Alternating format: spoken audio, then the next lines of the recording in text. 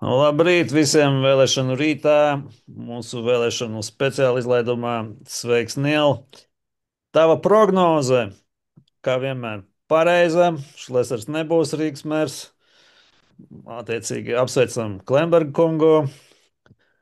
Kāda iespēja? Uh, Vispirms man gribās tā pateikt kaut kādā ziņā paldies tiem CVK darbiniekiem, kas visu nakti skaitīja ar rokām balsis. Um, un tas ir iemesls, kāpēc mēs par tevi varam šorīt no rīta tā patīkami parunāt par to. Es par abrīnoju viņus, ja godīgi, ja man būtu tāda situācija, kur piezvanīt, pateikt, ziniet, ka korupcijas vai vēl kaut kādas tur visādi iemesli dēļ nestrādā digitālās tehnoloģijas, tāpēc jūs skaitiet ar rokām. Es droši vien būtu teicis, paldies, brauciet paši, skaitiet un aizgājis mājās gulēt. Bet, daudzīs 100 cilvēku Latvijā palika uzcītīgi saskaitīja ar rokām tos rezultātus. Es domāju, tas ir kaut kādā ziņā apkaunojums tai visai mūsu vēlēšanu sistēmai. Un tas tik it kā vienkārši, bet labi, tas man šķiet ir vienkārši kaut kas, kas te fonā šīm vēlēšanām ir bijis. Nu, respektīvi, Patiesībā tas ir ļoti svarīgs jautājums, jo, iedomājieties, vēlēšanas ir, tātad, demokrātijas pats pamats, tas ir valsts pastāvēšanas, tas ir super svarīgs jautājums. Viena no lietām, kuras tiešām valstī jānoorganizē nevainojami. Piedāvām mēs dzīvojam apstākļos, kur skaidrs, ka dažādi ģeopolitiski ienaidnieki, Krievija un tā tālāk varētu gribēt iejaukties un čakarēt un izjaukt un mainīt un visu kaut ko mūsu vēlēšanu procesā.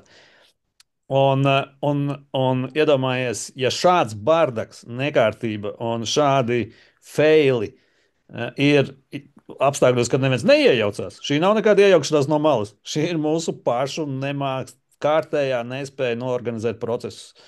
Menedžera trūkums, vadības spēju nesamība un tā tālāk. Tad, ko šāda sistēma, kas būtu, ja kāds, teiksim, tur Krievijas spēcdienesti piestrādātu, apdomātu un veiktu kādas mērķtiecīgas, teiksim, sistemātiskas darbības, lai šo sistēmu, mūsu vēlēšanu sistēmu sabotētu, mainītu, sačakarētu. Iedomājies, par kādu ievainojamību šis liecina. Ja? Tas ir super īstenībā svarīgs nacionālās drošības jautājums. Mums pēc gada, bišķi vairāk kā pēc gada ir saimnes vēlēšanas, parlamentu vēlēšanas.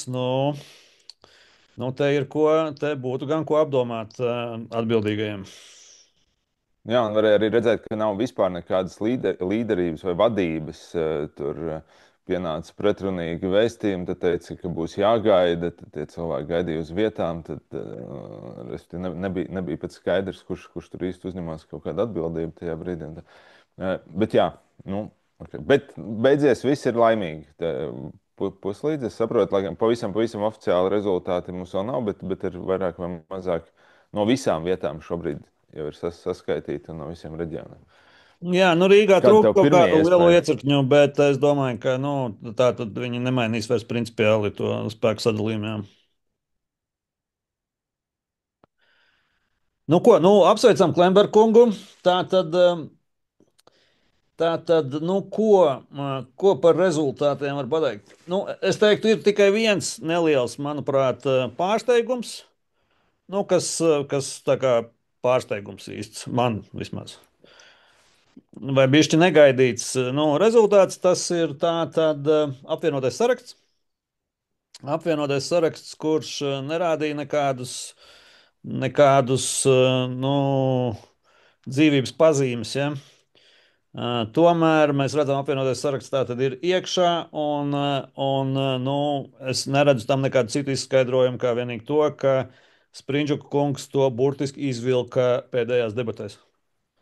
Tā tad mēs varam iztēloties, ka bija ļoti daudz starp neizšķirušamies vēlētājiem, bija ļoti daudz tādu, kuri negrib nobalsot, kuri grib piedalīties, kuri nevar nobalsot par vienotību un par pie varas esošiem, bet kuri negrib balsot arī par Šlesaru. Un skaidrs, ka tāds vēlētājs bija un ir.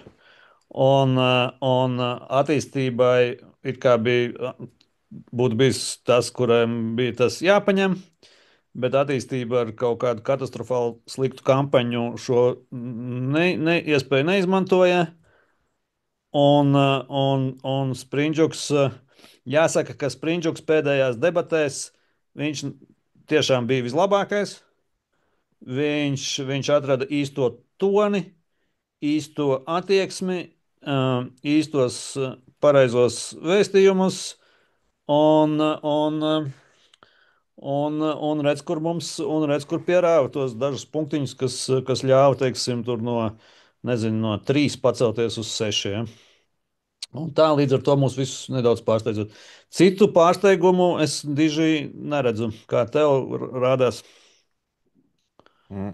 Jā, es domāju, tas ir svarīgi, ka debatas, nu, mēs vēl vienreiz pārliecinājāmies, ka tām pēdējā vakara debatēm ir diezgan liela nozīme. Tur kāds var izraut, kāds var pazaudēt. Jā, liela pārsteiguma nav. Man tā prognoze tiešām izrādījās puslīdz pareizi saskaņā ar SKDS arī iepriekšējām. Līdz pēdējiem reitingiem tur vienotībai bija mazāk, 7% vēlēšanās, viņi dabūja 11%, kas uzvarēja. Man ir viens pārsteigums, ko es nelīdz galam saprotu, un tas ir apvienotās suverēnās varas un jaunatviešu saraksta panākums. Viņi reitingos viņi uzrādīja tuvu pie 7% vēlēšanās, viņi dabūja vēl krietni vairāk. Un es domāju, tas ir interesants fenomens, tāpēc, ka mēs par viņiem praktiski nemaz nerunājām, un arī medijos par viņiem īsti nerunājām. Tas ir kaut kas, kas man šķiet ir paslīdējis zem radara, un ko mums ir vērts padomāt, kas ir viņa tas veiksmes faktors tajā. Visā arī tā pati apvienība, viņa nav gluži tā pašsaprotama.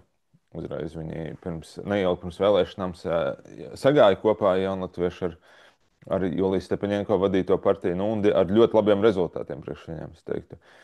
Atklāt sakot, mēs Poro LV mēs sekojam līdzi, un mēs tai kampaņai, un mēs pat publicējām pāris digitālās puses tos analīzes pāris reizes pirms vēlēšanām. Mēs sekojām līdzi no 1. februāra līdz 29. maijam tai digitālajai ainai un Stepaņenko. Un vispār tas, ko mēs redzam, kas ir viens no, kas attiecās uz Stepaņenko un kas attiecās uz visiem pārējiem uzvarētājiem no citu un labiem rezultātiem. Kampaņas ir back. Tie, kas labi kampaņo, tie, kas aktīvi, mērķtiecīgi, pareizi kampaņo, tiem ir rezultāti. Mēs redzam no digitālās analīzes, ka Stepaņenko viņi kampaņoja nevis ar savu brendu, bet ar to partijas brendu. Viņi bija aktīvākais digitālais konts starp visām partijām. Respektīvi, tīklos viņi bija visaktīvākais konts.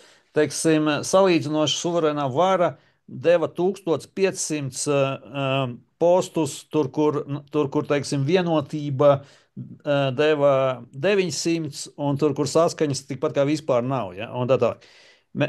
Un teiksim, nu, ja sekoja tam, kas notiek, tieši Stepaņenko un suverēnā vāra kampaņoja ārkārtīgi mērķtiecīgi, ārkārtīgi aktīvi. Tur bija skaidrs tas rezultāts, un viņi pārspēja visos rādītājos Rosļiko, nu, kas bija viņu tiešais it kā konkurence, ja, un nerunāsim par saskaņu, kurai faktiski kampaņas nebija vispār.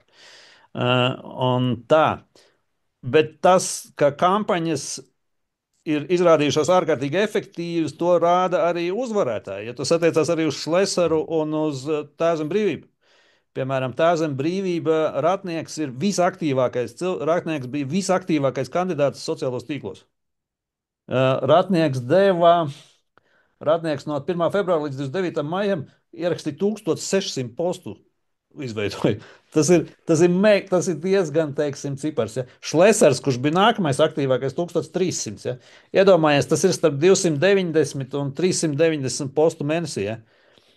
Tie ir lieli cipari, tas ir liela aktivitāte. Protams, aktivitāte, nu, tev var nākt arī pa sliktu. Nu, aktivitāte ir viena aktivitāte. nu, tur nav vienādības zīmes starp aktivitāti un pozitīvu rezultātu. Ja? Bet aktivitāte ir simbols, nu, aktivitāte simbolizē kampaņu. Ja? Nu, teiksim, to efortu, kas tiek ieguldīts. Viņš var nenostrādāt, bet pilnīgi noteikti bez tā eforta, bez tās piepūles, bez tās spiediena, nu, tev pilnīgi noteikti nebūs rezultāts. Ar to spiedienu, ar to kampaņu, ja vēl viss ir pareizi, tad tu vari, tad rezultāts arī būs, teiksim, tā zem brīvības digitālā aktivitāte, viņa tiešām iespaidoja, ja? Iespaido. Viņi brīžiem veidoja trešdaļu no visa satura politiskā, nu, kas ir iespaidīgi. Un mēs arī redzam iespaidīgu rezultātu. Ja, tā zem brīvība ir izlauzusies no sava, nu, tā it kā stabilā, garantētā, vienmēr vēsturiski esošā, tur 9, 8, 10%, nu, teiksim, atbalsta. Viņiem ir 14. Viņiem ir ļoti labs rezultāts priekš viņiem. Un tas ir kampaņas auglis. Ja? Tāpat kā Šlesera rezultāts ir kampaņas auglis. Un tā. Tāpat kā attīstībai pār sliktais rezultāts ir kampaņas auglis. Nu, teiksim, sliktas kampaņas auglis. Ja? Un tā. Un attīstība ir tas piemērs, kurai bija kampaņa vispār. Vispār bija, jā, bet nu, gan maziņa, gan tā tad aplama. Jā, nu, es domāju tāda pārsteidzoši aplama. Jā. Mm. Un tā.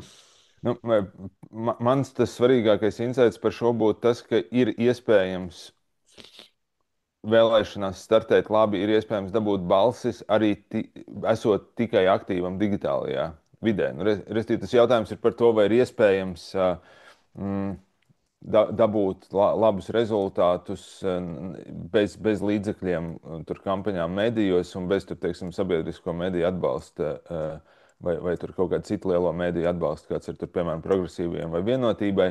Nu, šīs parāda, ka ir. Nu, labi, Šlesera tas droši vien uzskatāmākais piemērs, kur tev ir pie tam spēcīga pretkampaņa, kas tomēr arī jāņem vērā. Nu, ir viena lieta kampaņot, ka tev ir, ka tev, teiksim, ignorē citi, bet pavisam cita lieta ir kampaņot, ka tev viss mainstreams ir pret tevi. Un tādā ziņā tas viņa rezultāts arī ir ļoti augsts, ņemot vērā šo visu kas ap to vērsās. Nu, šī sakarā uzmanību, protams, jāpievērš Ogres vēlēšanu rezultātiem. Jā.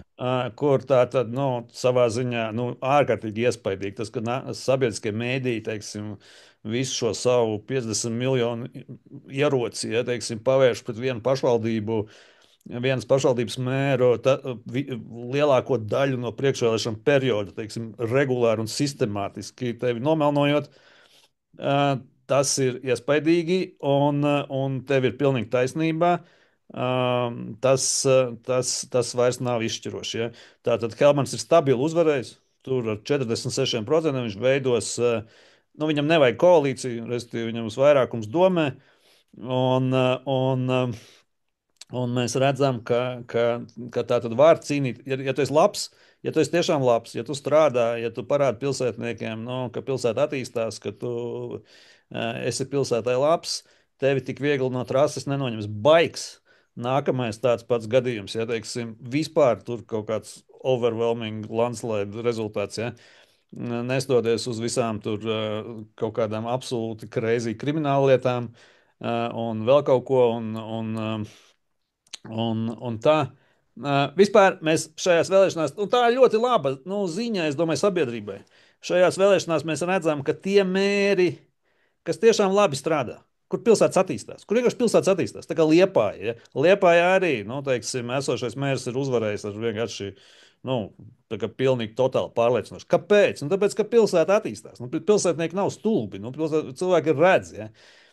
Ka pilsēta attīstās, pilsētā ir investīcijas, pilsētā ir darba vietas, pilsētā ir viss notiek pilsētā. Ja? Un Valmiera, Cēsis, Liepāja, Ogre, Ventspils. Ja?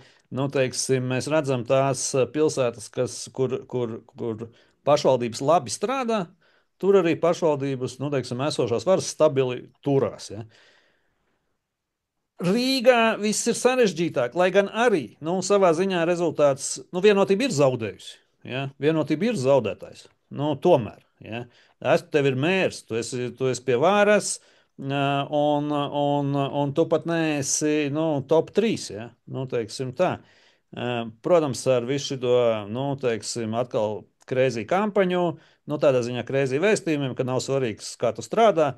Nav svarīgs, kas notiek pilsētā, nav svarīga pilsētas attīstība. Nezinu, kas svarīgi ir labie pret sliktajiem. Tad respektīvi, tur vēl pie dzīvības tur esi. Bet, vienotības vietā es īpaši nepriecātos par šo rezultātu. Jā. Nu, droši vien vērts arī drusku parunāt par progresīvo panākumiem. Man šķiet, ka tas ir jāatzīmē. Viņi ir ļoti veiksmīgi bijuši tajā visā. Un es domāju, tas ir arī interesanti, kā viņiem ir pa izdevies. Es teiktu, ka tas ir izdevies sev rebrandot kaut kādā ziņā. Jo atcerēsimies, ar ko progresīvie vispār ienāca. Vēl iepriekšējās saimnes vēlēšanās, respektīvi, tā diskusija bija par to, vai viņas var ņemt vai neņemt valdībā, tāpēc, ka viens no viņu centrālajiem punktiem bija obskūri jautājumi, tur dzimumaiņas, bērnu dzimumaiņas jautājums bija tas, par ko bija diskusijas, respektīvi, viņam priekšplānā ir bijuši narkotika legalizācija. Tāda Latvijas sabiedrībā ļoti obskūras lietas un ļoti pretrunīgas, kas varētu domāt, ka tas būtu lielai daļai vēlētāji kā nepieņemams. Tos arī tās politiskās nostājas. Viņi bija tie, kas uzstāja uz nepilsoņu tiesībām pašvaldību vēlēšanās.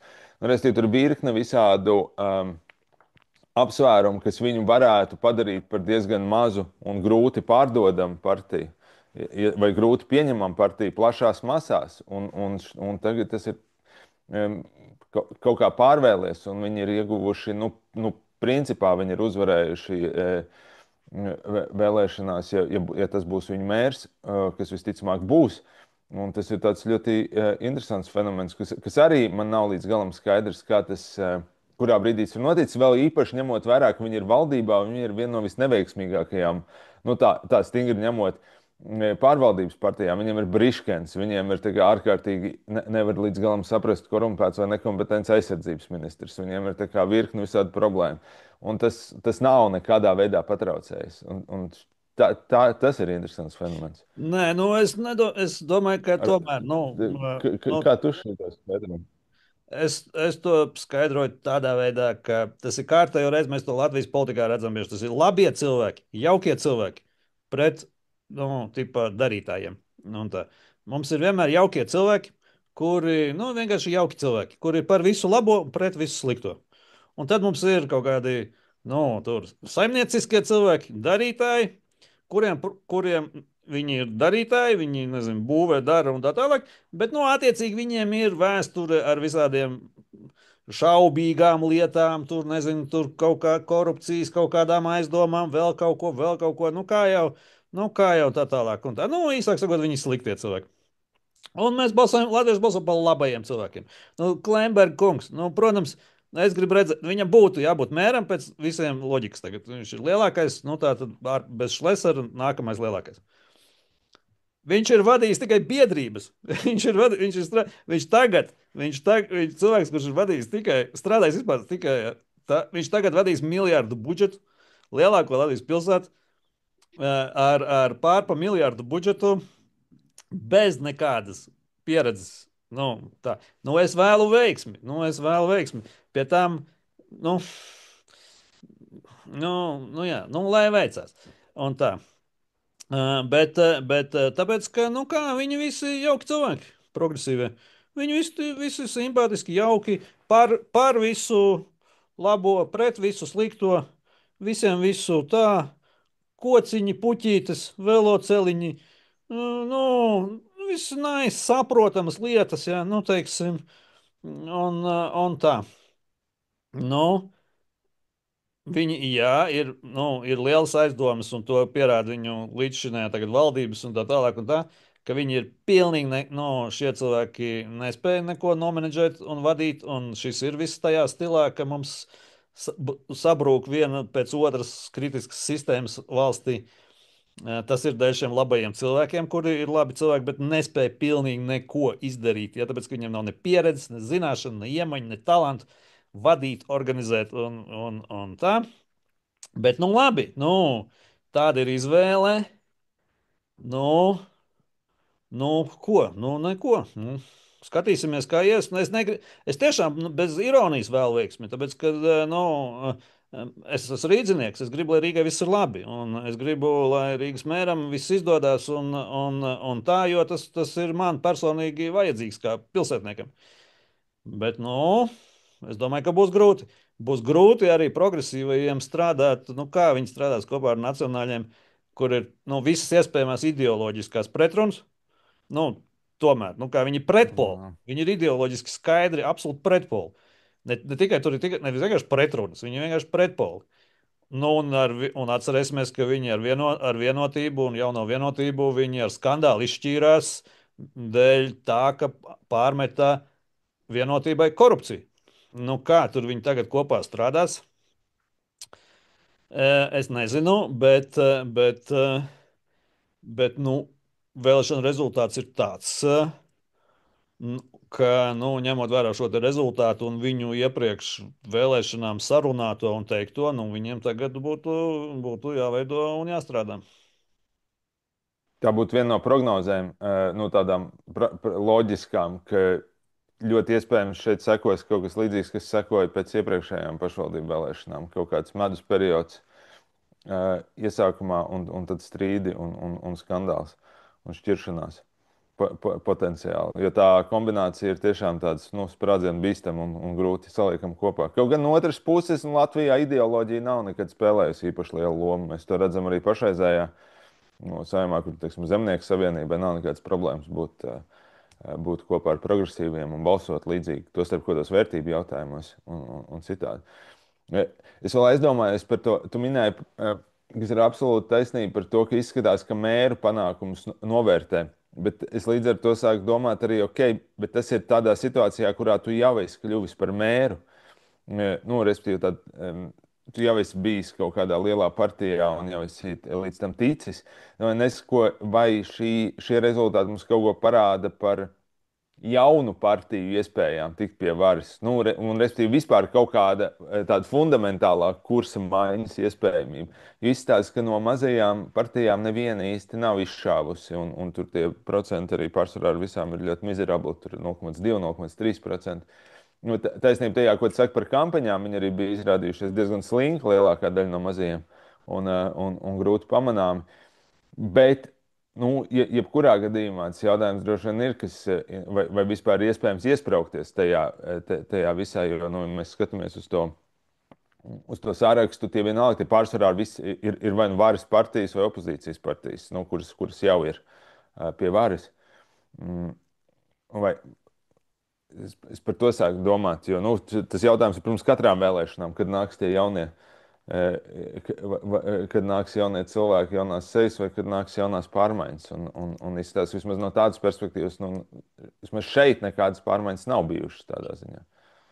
Jā, bet nu, manā ieskatā tas ir vienkārši personību trūkums vai līderu trūkums, sauc kā gribi. Ja?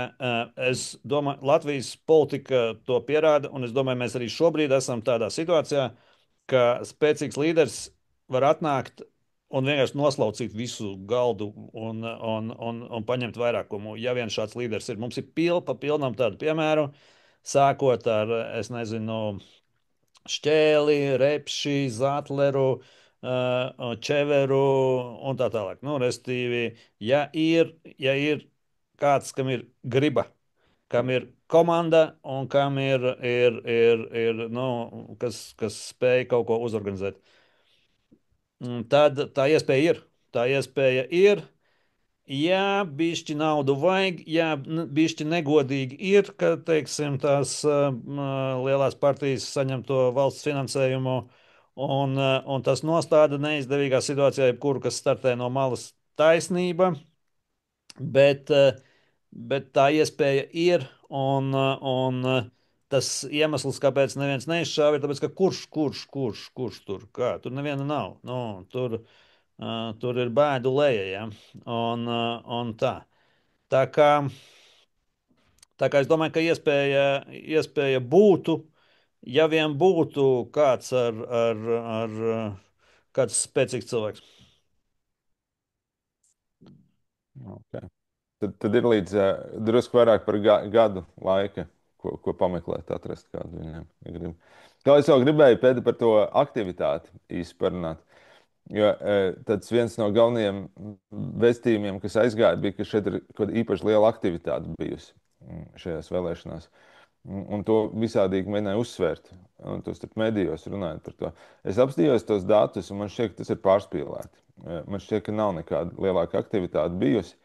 Mm, Mēs skatāmies uz Rīgas, kopā ir 627,000 nobalsojuši pa visu Latviju. Tas arī interesants cipars, jo tas vairāk vai mazāk parāda tādu nu, cilvēku skaitu, kas ir pilngadīgi un kurus var piedabūt uz kaut kādu tādu rīcību, kas nav tur īpaši, tur gluži varbūt tur, nezinu, atvēlēt kaut ko ārkārtīgi daudz no savas dzīves, bet nu aiziet kaut ko izdarīt. Nu, tā tas 627,000. Tomēr vairāk vai mazāk tajā informatīvajā telpā tas nospiedums bija, ka tagad ir tāds īpašs brīdis. Nu, protams, pirms katrām vēlēšanām saka, ka tās ir īpašas vēlēšanas, bet nu, tagad ir tā, karš ir fonā, viss kaut kas, to varēja just. Ko tad? 627,000. Nu, mums valstī ir tie kopumā cilvēku. Runāja, ka Rīgā ir ārkārtīgi aktivitāte pieaugusi. Nu, viņa ir pieaugusi, ja salīdzinām pret iepriekšējām vēlēšanām, kas bija ārkārtas vēlēšanas, kuras nu, viens ne visi pamanīja, ne visi saprata, ka vispār ir vēlēšanas, un otrs tur arī nebija nekāda īpaša motivācija. Bet es apstājos iepriekšējos datus, un šogad nobalsoja 48%. Savukārt 17. gadā 58%.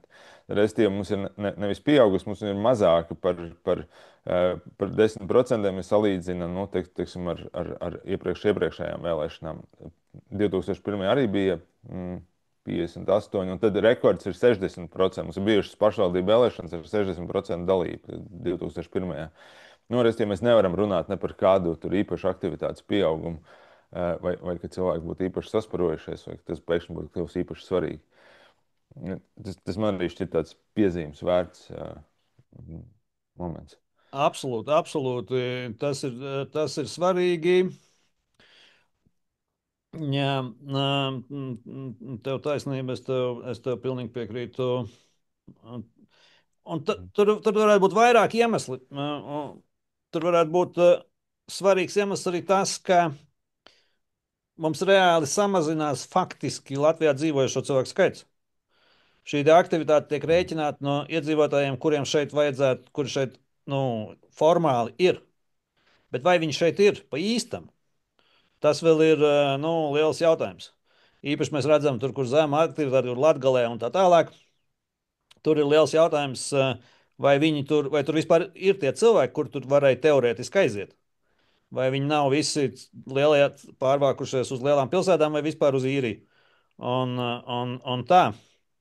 Tā kā jā, nu, aktivitāte ir ok.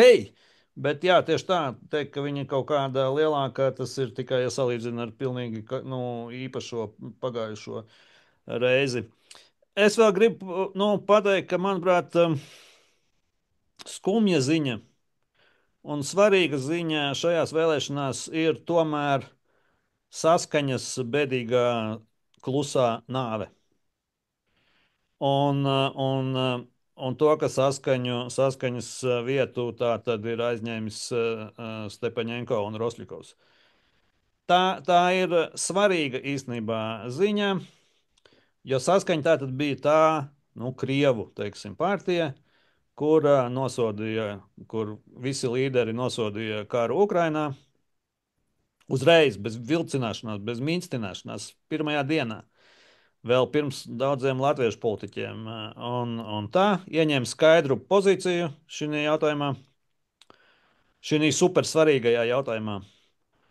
Un nu, kopš tā laika arī ir kā saka, nu, viņu noriets ir sācies, un nu, jau ir atkārtoti. Mēs redzam šo ārkārtīgi bēdīgo rezultātu. Labi, un viņi arī pat īpaši necīnījās Un tas viss ir skumji. Tas viss ir skumji, un viņu vietā mums ir Stepaņenko un Rosļikovs. No latviešu burbuļos un latviešu mēdījos visi vairāk pazīst Rosļikovu un vairāk par viņu, bet īstenībā Stepaņenko ir absolūti krimināšs, absolūti putiniste. Tur vispār nav nekādu. Ja kāds seko līdzi, ko viņa raksta, ko viņa runā, kādi viņas uzskatīja, daudzkārt viltīgāka, daudzkārt spējīgāka nekā varbūt Rosļikovs. Un nu, mēs redzam rezultātu, ja, un tā. Un, vispār tas rezultāts tātad, tādu pro-putinisko, krieviski runājošo Latvijas pilsoņu. Atcerēsimies, ka vēlēšanās piedalās Latvijas pilsoņi. Latvijas pilsoņu skaits, ko rāda šis, teiksim, rezultāts Rīgā, viņš ir pieaudzis. Un viņš ir diezgan iespaidīgs. Un cīnoties ar Šlesaru un Ušakovu un tā tālāk, savā ziņā arī latviešu mēdījiem ir jāuzņemās atbildība par to, ka te ir izaudzēts šis te teiks. Viņš ir reāli izaudzēts, viņš ir reāli pieaudzis. Šis te absolūti nelojālo, absolūti, gandrīz vai neslēpti pretvalstisko, politisko spēku īpatsvars. Un tā. Un labi, miera laikos, it kā lai ir, it kā nav problēma un tā. Bet no nacionālās drošības viedokļa tas viss ir. Te vajadzētu sākt visādām sarkanām lampiņām iedegties. Jā. Nu, man ar Stepaņenko kundzi es esmu bijis vairākās diskusijās, pārsvarā bērnu tiesību un dažādu bērnu iniciatīvu saistībā. Es varu teikt, ka viņa ir ārkārtīgi inteliģents cilvēks. Jā. Un salīdzinot ar it sevišķi ar to mūsu politisko fonu un piedāvājumu, kas mums ir, viņa ir pirmkārt ļoti aktīvs un darbīgs, un otrkārt cilvēks ar saprātu. Un es domāju, ka tā ir lieta, kuru cilvēki nenovērtē bieži, un tā būtu lieta, kas arī mēdījiem droši vien būtu jāņem vērā, ka ir varbūt tomēr vērts.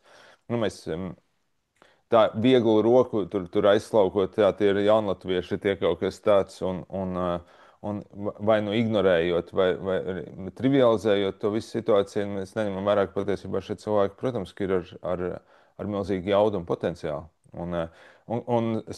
It sevišķi arī viņi ir pierādījusi, ka viņi pastāv par kaut kādām savām vērtībām.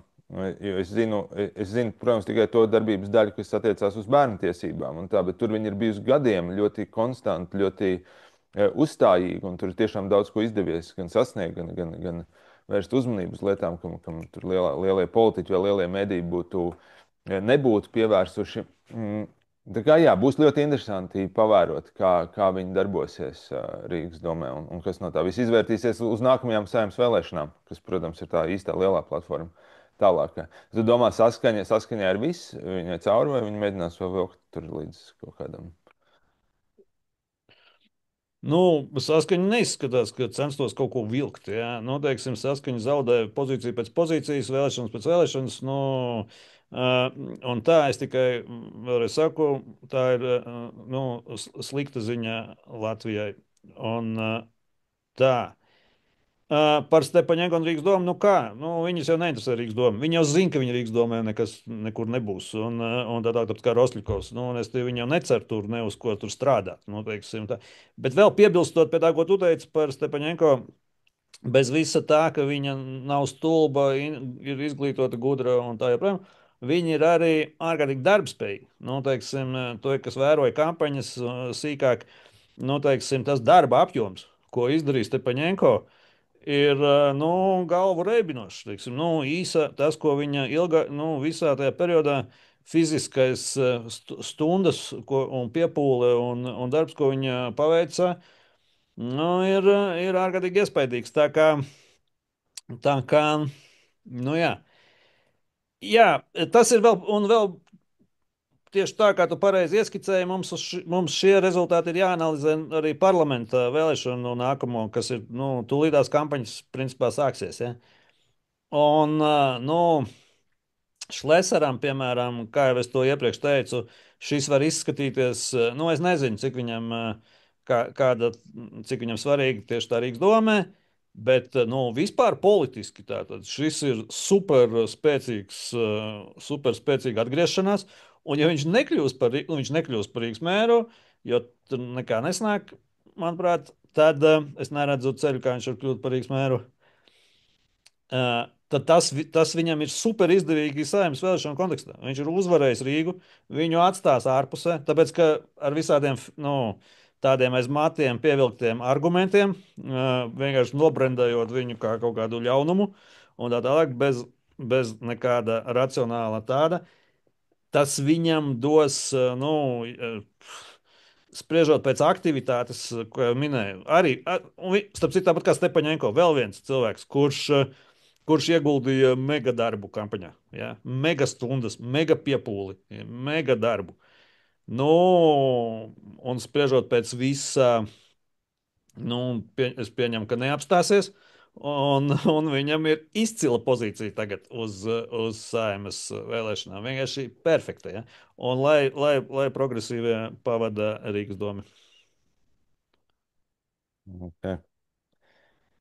Principā tas arī kopsavilk vairāk vai mazāk to, kas, ja, ko mēs šobrīd varam.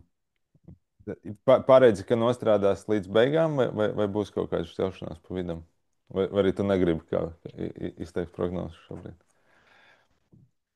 Nē, nu, politiski situācija viņiem tā tad ir, ja viņi veidos koalīciju Rīgas domē, progresīvie vienotība, nacionāļi un apvienotais saraksts. Nu, visticamāk, kaut kas tāds, kā Klimbergs nu, būtu jāiet, nu, nezinu, Klimbergam būtu jāiet pa mēru, Ratnieks ķirsis par vicemēriem un nu, tur un tā. Varbūt progresīvie ir tik gudri, bet, nu, nezinu, tas ir pretrunā politiskai loģikai, jebkādai, bet atdot ratniekam mēru, nu, nezinu, nu, restīvi, bet vienalga, jebkurā gadījumā tās ir trīs partijas, progresīvie, vienotība un nacionāļi, starp kurām nevalda nekāda draudzība. Ideoloģiski starp progresīviem un nacionāļiem tur viss ir tik slikti, cik var būt. Uh, nu, jā, nu, tur nebūs viegli. Tur nebūs vieglas dienas, nevienam neprognozēju. Un tā, bet, zin kā, nu, mm, reizēm matemātika ir stiprāka par jebko. Tas tā kā šī saimā, piemēram. Nu, teiksim, tā valdība nevienam nepatīk, un tā valdība ir slikta, bet tu tāpat nevari izveidot valdību bez vienotības. Nu, respektīvi, un ja tu nevari izveidot valdību bez vienotības, nu, tur grozi kā gribi tos saskaitāmos, tur nekas labāks nesnāk. Nu, tāpatās šeit ir ļoti grūti izveidot kaut ko, būs ļoti grūti kaut kādas alternatīvas veidot, līdz ar to nu, nāksies viņiem kopā strādāt. Kā, kā tas veiksies? Nu, es domāju, tas veiksies. Mēs jau redzam, nu, mēs jau vienotība un nacionāļi ir pie varas Rīgā. Nu, progresīvie bija. Mēs redzam, nu, tāds arī būs. Nu, tāds arī būs. Es domāju, tā tad tas nu, viss, ko mēs redzam, koki podos un viss šitais, jā. Lielie projekti, strateģiska attīstība, investīcijas, ekonomika. Nē, nu, visas vienkāršās puķītes, lampiņas piekārt kaut kur, nezinu, kaut ko tādu. Jā, to nu, tādi elementi pārcelt pieturu, nezinu, nu, tur vēl kaut kā elementāras. Tādas nu, virtuves līmeņa menedžments, mājas, tas, jā, lielie, sarežģītie, starptautiskie finanšu, investīciju, ekonomikas jautājumi. Nē. Nu, tā, toties labi cilvēki. Labi, cilvēki, un es pamanīju, vakardien vēl viens jauns brandings parādījās. Vilnis Čirsis ieviest un sabiedriskie mediji uzreiz paķēra Nacionālās partijas. Nē, sorry, valstiskās partijas. Valstiskās Valstiski. partijas. Liekas interesanti, jo tad sanāk arī nevalstiskās partijas, kā NVO, piemēram. Un tad tas tāds jauns Nē, dalījums, tās ka valsts pretvalstiskās. Ir valstiskās un pretvalstiskās partijas. pretvalsts. Valstiskās partijas ir tās, kas 30 gadu laikā ir panākušas, ka Latvija, nu, teiksim, ir kļuvusi par visatpalikušāko valsti kaimiņos. Tās ir valstiskās partijas. Tāpēc valstiskās. Tāpēc viņas ir valstiskas, jo viņas stabili garantē atpalicību un stagnāciju. Un, nu, pretvalstiskās ir tās, kas grib kaut ko mainīt. Kas grib mainīt šīs valstis, viņas ir pret šīm partijām. Nu, viss loģiski. Es Un, vēl gribu noslēgumā divus cilvēkus atsevišķi apsveikt. Jo man šķiet, ka ir svarīga lieta vienmēr paturēt prātā savus skolotājus un pedagogus. Un šajās vēlēšanās ir uzvarējuši, iekļuvuši divi mani skolotāji. Laima Geikina, kas ir no vienotības saraksta startē, pie kuras es mācījos Latvijas Universitātē, profesori. Un Ēriks Stenzenieks ir iekļuvis ar plusiņiem arī domē, no kuras arī esmu ļoti daudz mācījies par sabiedrisko komunikāciju un kopā strādājis ar viņu. Un es domāju, Eriks ir viens no cilvēkiem, kas vislabāk pārzina, kā darbojas publiskā komunikācija. Un bija iespēja pie viņa to arī apgūt. Un es domāju, viņš arī ar savu personisko piemēru to arī parāda, ka viņš ir spējis to izdarīt. Tā kā jā, apsveikumi un labi novēlējumi jaunajās un esošajās karjerās. ok, plusiņi un mīnusiņi ir vēl viena tēma, ko mums vajadzēs kaut kad pāanalizēt, bet es neesmu izgājis cauri tam vēl šorīt, tā kā es vēl neesmu gatavs par to runāt. Mhm.